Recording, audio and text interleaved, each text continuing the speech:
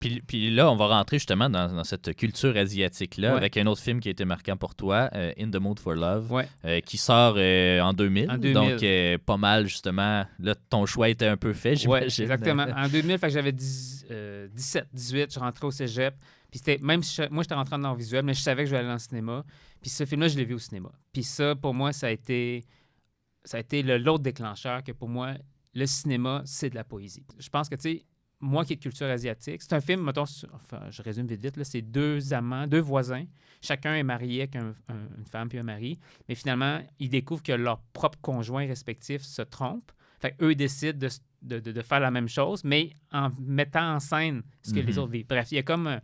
fait que, puis c'est vraiment un film sur comment est-ce que le désir puis les désirs amoureux sont, comment je pourrais dire, réprimés dans la culture asiatique. Puis moi, je viens de ça. Puis c'est sûr que ça m'a parlé probablement plus que des gens qui sont de culture occidentale, tu sais, parce que c'est sûr que chez les Asiatiques, l'expression des émotions est très refoulée, tu sais, là, c'est ça. Ouais. Et pour moi, c'est sûr que c'est venu vibrer quelque chose.